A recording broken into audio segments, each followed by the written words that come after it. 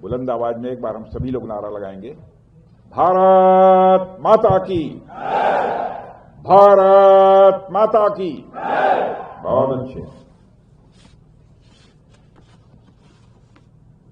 Chief of army staff general Upendra ji Dwivedi, lieutenant general Dheeraj Seth, GOC सड़क command lieutenant general AVS Rathi, GOC 12 corps brigadier Neeraj Khajuria, commander 75 infantry brigade corps, air commodore KPS Dham, AOC Bhuj air force station, तीनों सेनाओं, coast guard और border security force, paramilitary forces क्या अन्य forces के भी जवान हैं, केवल बीएसएफ, बॉर्डर सिक्योरिटी फोर्स और हमारे एनसीसी के कैडेट और अन्य बड़े सारे जवानों, देवियों व सज्जनों, सबसे पहले मैं अपनी तरफ से आप सबको रामनवमी की हार्दिक बधाई देता हूं। और आपको ही नहीं, आपके परिवार के सदस्यों को भी मैं बधाई देता हूं। और आप जानते हैं आज का दिन बुराइयों पर अच्छाइयां, अधर्म पर धर्म और असत्य पर सत्य के विजय का यह प्रतीक है। और मैं सौभाग्यशाली हूं कि विजयादशमी के इस समय भुज और कच्छ की इस पावन धरती पर मुझे अपने सैनिक मित्रों के बीच आने का अवसर प्राप्त हुआ है। आज हमें झांझ, झमरे, कलारी, पियट्टू, शेरा मेलम और दक्का जैसे मार्शल आर्ट की अनेक शानदार प्रस्तुतियां भी देखने का अवसर मिला है। ये प्रस्तुतियां एक तरफ तो हमारे साहस, परंपरा और गौरवशाली धरोहर की झलक प्रस्तुत करती हैं और दूसरी तरफ ये चीजें डिसिप्लिन और टीम वर्क की भी प्रतीक है।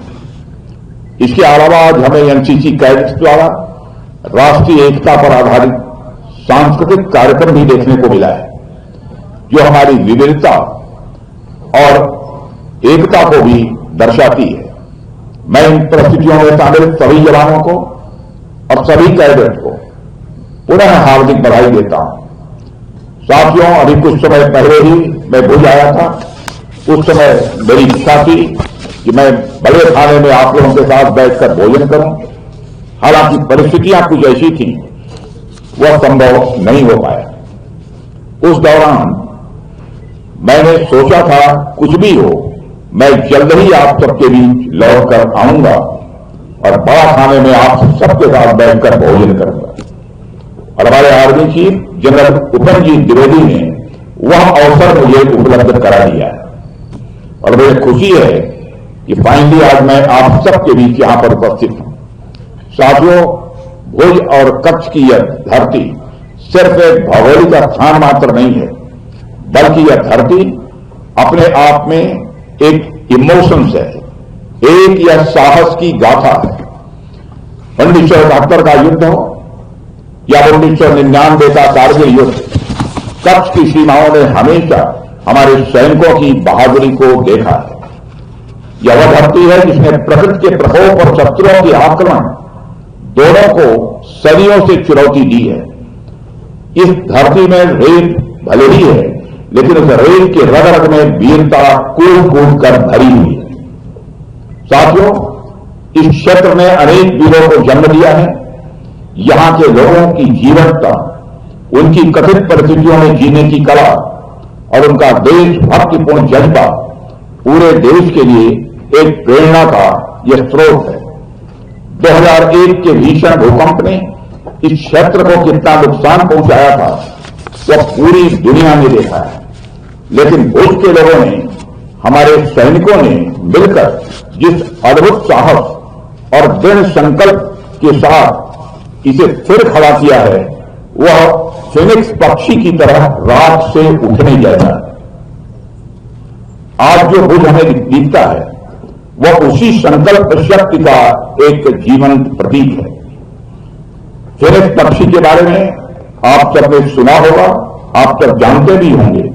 ऐसा माना जाता है कि यह पक्षी अपनी राख से भी जीवित हो जाती है और भोज्य उसी फिनिक्स का मैं मानता हूं कि उदाहरण है। साथियों, भौगोलिक दृष्टि से भी यदि आप देखें तो कच्छ की यह धरती लंबी समुद्री सीमा से घिरी हुई है। यहां की सीमाएं हमें एक जिम्मेदारी भी देती हैं कि हम लैंड और सी दोनों ही मोर्चों पर सतर्क भी रहें और सक्रिय भी रहें। मैं आप सभी सैनिक इसी जिम्मेदारी के जीते जागते प्रतीक हैं। मेरे लिए खुशी की बात है कि आज बड़ा खाने के मौके पर मुझे आप सबके साथ भोजन करने का अवसर प्राप्त होगा।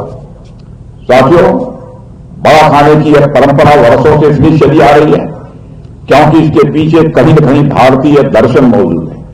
जैसे आप देखिए, हिंदू धर्म में जो 16 संस्कार होते हैं उनमें से अधिकांश संस्कारों में इस बात का खास ध्यान रखा जाता है सभी लोग बैठकर एक साथ खाना खाएं। बड़ा खाना सामूहिक भोजन के साथ साथ भावनात्मक जुड़ाव का भी यह प्रतीक है। यह हमारी आर्ट फॉर्चून की वह सुंदर परंपरा है जहां हैसियत, पद या वर्दी का कोई भेदभाव नहीं रहता। सब एक साथ बैठकर भोजन करते हैं। यह परंपरा हमें यह संदेश देती है कि हम सभी एक परिवार हैं। साथियों, हमारी आर्ट फोर्सेज में यह परंपरा वर्षों से चली आ रही है।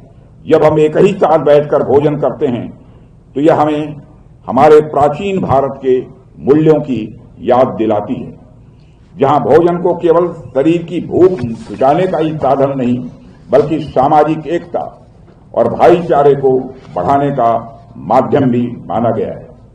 मुझे विश्वास है आज का यह बड़ा खाना आपके दिलों में भी उसी एकता और भाईचारे की भावना को और प्रगाढ़ करेगा। साथियों, जब भी मैं आपसे मिलता हूं तो मुझे गौरव की अनुभूति होती है कि हमारे राष्ट्र की सीमाएं आपके जैसे साहसी और समर्पित योद्धाओं के हाथों में पूरी तरह से सुरक्षित हैं। आप सब निस्वार्थ भाव से कभी तपते रेगिस्तान में, कभी बर्फीली चोटियों पर, कभी समुद्र की लहरों के बीच और कभी जंगलों की गहराइयों में हर चुनौती को सिर्फ देशवासियों के लिए मुस्कुरा कर स्वीकार करते हैं। आज जब पूरा देश दशहरा मना रहा है, हमारे बच्चे उत्सव मना रहे हैं, तब आप सब सीमाओं पर तैनात रहकर यह सुनिश्चित कर रहे हैं कि उन उत्सवों का उल्लास किसी भी सूरत में कम न होने पाए। आपके इस त्याग और समर्पण के लिए यह कृतज्ञ राष्ट्र सदैव आप सबका ऋणी रहेगा। साथियों, आज जब मैं आप सबके बीच आया हूं तो मैं आपके समक्ष आ रही चुनौतियां और अवसरों पर कुछ बातें यहां करना चाहूंगा। आज की दुनिया जिस गति से बदल रही है उसे आप सब देख ही रहे हैं।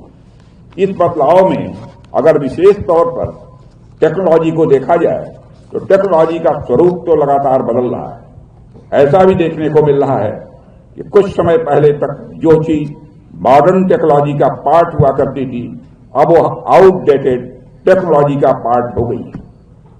और इस बदलती टेक्नोलॉजी के साथ हमारे सामने जो खतरे थे वे भी अब पहले से अधिक जटिल और मल्टी डायमेंशनल यानी बहुआयामी हो गए हैं। हमारे सामने न केवल ट्रेडिशनल वारफेयर की चुनौतियां हैं बल्कि आतंकवाद, साइबर अटैक, ड्रोन अटैक और इंफॉर्मेशन वारफेयर जैसी चुनौतियां भी हैं। जाहिर सी बात है, इन चुनौतियों से निपटने के लिए हथियार ही पर्याप्त नहीं है। इसके लिए मेंटल स्ट्रेंथ, मानसिक ताकत, अपडेटेड नॉलेज, सामयिक ज्ञान और क्विक एडेप्टेबिलिटी यानी हर परिस्थितियों के अनुरूप अपने को ढालना, यह भी आवश्यक है। याद रखिए, युद्ध केवल हथियारों से नहीं लड़े जाते, युद्ध जीते जाते हैं मनोबल, अनुशासन और निरंतर तैयारी से। इसलिए मैं आपसे यह भी कहूंगा कि आप नई टेक्नोलॉजी को अपनाइए, ट्रेनिंग को अपनी दिनचर्या का हिस्सा बनाइए और हर परिस्थिति के लिए आप खुद को तैयार रखिए।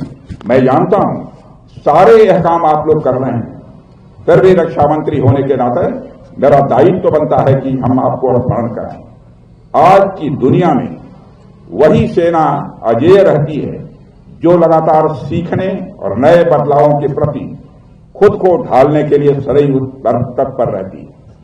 मुझे पूरा विश्वास है कि बदलती दुनिया में जो चीजें आपके लिए चुनौती बनकर आई हैं, आप अपने साहस से उन चुनौतियों को अवसर में बदल देंगे। आपके अंदर वह ताकत है, आपके अंदर वह कुव्वत है। मैं आप सबको यह भी विश्वास दिलाता हूं कि आपके कल्याण के लिए, भारत की रक्षा और सुरक्षा के लिए जो भी कदम आवश्यक होगा, सरकार उन्हें उठाने में किसी भी सूरत में पीछे नहीं रहेगी। हमारी सेनाओं का मॉडर्नाइजेशन, हमारी सेनाओं का वेलफेयर, हमारे वेटरन्स का सम्मान, हमारे सैनिकों के परिवारों की सुरक्षा जैसे जो मुद्दे हैं, उन पर सरकार एकदम सेंसिटिव है, संवेदनशील है। हम किसी भी हाल में अपने सैनिकों के वेलबींग यानी उनके कुशल क्षेम पर कोई समझौता किसी भी सूरत में नहीं कर सकते। आप सबके कंधों पर न केवल देश की सीमाएं सुरक्षित हैं, बल्कि एक सशक्त, आत्मनिर्भर और विकसित भारत का स्वप्न भी टिका हुआ है। आपके परिश्रम और त्याग के कारण ही वह स्वप्न प्रतिदिन साकार हो रहा है।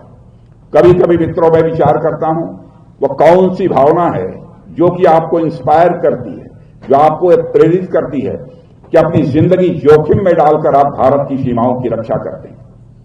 विचार करने के बाद सहज रूप से मैं इस नतीजे पर पहुंचता हूं, वह एक स्वाभिमान की भावना है जो कि अपना सर्वस्व न्यौछावर कर देश की सीमाओं की रक्षा करने के लिए आपको प्रेरित करती है। यह स्वाभिमान व्यक्तिगत भी होता है, यह स्वाभिमान परिवार का भी होता है, यह स्वाभिमान राष्ट्रीय स्वाभिमान होता है। यदि कोई आपको अपशब्दों का प्रयोग करता है तो आपका व्यक्तिगत स्वाभिमान जाग उठता है। आपके परिवार को यदि कोई लांछित करता है तो परिवार का स्वाभिमान आपका जाग उठता है और दो दो हाथ करने के लिए तैयार हो जाते हैं। वैसे ही देश की सीमाओं पर, देश के स्वाभिमान पर दुनिया की कोई ताकत आंख उठाकर देखने की कोशिश करती है तो उस समय जो स्वाभिमान जागृत होता है वो व्यक्तिगत स्वाभिमान नहीं होता, वह पारिवारिक स्वाभिमान नहीं होता है, वह राष्ट्रीय स्वाभिमान होता है जो आपके अंदर पैदा होता है और देश की सीमाओं की रक्षा करने के लिए आप अपना सर्वस्व न्यौछावर कर देने का काम करते हैं। ऑपरेशन सिंदूर के दौरान जो करिश्माई काम हमारे फोर्स के लोगों ने किया, चाहे वो हमारी आर्मी हो, चाहे वह नेवी हो, चाहे हमारी एयरफोर्स हो, मिलजुल कर सीमाओं पर हमारी सेना, बॉर्डर सिक्योरिटी फोर्स, सबने मिलकर, नेवी और कोस्ट गार्ड ने भी अपनी तैयारी कर रखी, वह भी पूरी तरह से तैनात थे, करिश्माई काम किया है। मैं अभी जब देख रहा था यहां पर सामने, तो मैंने देखा कि हनुमान जी को, तो मैं बैठे बैठे इसी नतीजे पर पहुंचा, ऑपरेशन सिंदूर के दौरान हम लोगों ने हनुमान के ही आदर्शों का पालन किया, क्योंकि वह कथा आपको मालूम होगी। एक बार लंका में तोड़ फोड़ करते हुए जब अशोक वाटिका में जब सीता जी थी, हनुमान जी पहुंचे थे, तो सीता ने कहा, क्या हनुमान, तुमने लंका में इतनी तोड़ फोड़ क्यों की, क्या जरूरत थी इसकी, क्यों इतने लोगों को मारा? तो उस समय हनुमान जी ने कहा कि हे माते सीता, जिन मोहि मारा तिन मोहि मारे। ऐ माता सीता, जिन लोगों ने हमको मारा, हमने केवल उन्हीं लोगों को मारा। ऑपरेशन सिंदूर में भी आप सबने यही करके दिखाया।